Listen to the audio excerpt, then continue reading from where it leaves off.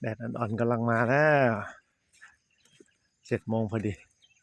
ที่หน่วยพิทักษ์ป่าเขาช่องลมนี่คือแปลงปลูกป่าที่พาเพื่อนๆมาปลูกไว้ด้านหน้าเป็นของทางสโมสรไลออนนะครับนำโดยพี่เปียก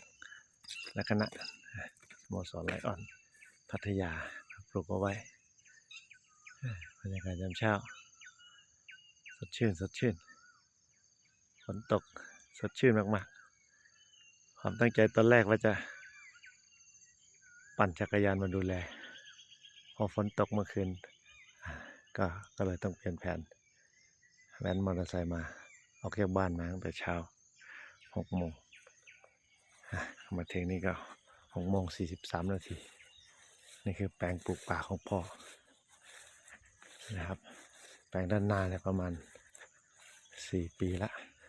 3 ปี 4 ปีจำได้ประมาณนี้เคยมาร่วมกิจกรรมอยู่กับทางสโมสรไลออนเนี่ยนะครับอันนี้คือแปลงด้านล่างตรงนี้นะครับพื้นที่เชื่อมต่อกันนี่คือแปลงปลูกป่าของพ่อที่กลุ่มจักรยานนำโดยกลุ่มจักรยานบุญพลาแล้วก็หลายๆกลุ่มจักรยานนะครับ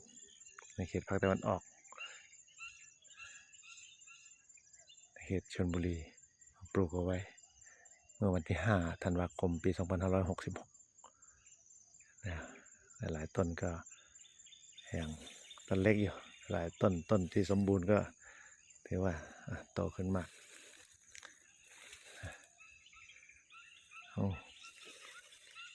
ก่อนหน้านี้หญ้าปกคลุมเยอะเลยนะครับต้องรบกวนทางเจ้าหน้าที่ที่ต้องใสนะช่วยตัดหญ้าให้ก็ส่งค่าน้ำมันค่าแรงเป็นกำลังใจให้นะครับผมส่วนหนึ่งแล้วก็เจ้าสัวเฉลิมบ้านบึงอีกส่วนหนึ่งรวมโดยช่วยกันนะก็ขอขอบคุณอาเหลิมในทางอากาศนี้ด้วยนะครับที่มีความตั้งใจที่จะดูแลต้นไม้ของพ่อด้วยกันสมทบทุนนะครับมาด้วยกันนะครับเป็นจำนวนเงิน500 บาทผมก็500 บาทเหมือนกันนะครับและคงจะส่งมอบให้เจ้าหน้าที่พี่ทองใสที่ช่วยดูแลต้นไม้ของพ่ออีกสเต็ปหนึ่ง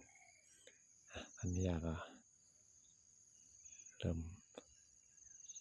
สูงขึ้นละ2 วิคตัดไปเมื่อ2 วิคตอนนี้ก็เริ่มขึ้นอีกแล้วสงสัยต้องไปเอาเครื่องตัดหญ้ามาตัดหญ้าอีกแล้วนี่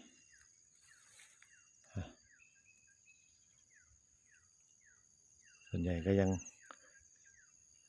เห็นว่ายังไม่ตายยังรอดแรงตอนนี้เข้าสู่หน้าฝนก็น่าจะรอดแล้วล่ะแต่ว่ายังบางต้นยังเล็กอยู่ต้องอนุบาลต้นนี้อนุบาลต้องอนุบาลเลยว่าต้นนี้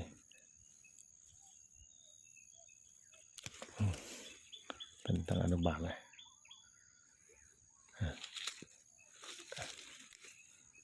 ที่ปลูกเอาไว้มีต้นไม้4 สายพันธุ์ยางนาพะยุงประดู่แล้วก็พะยอมถ้าจำไม่ผิด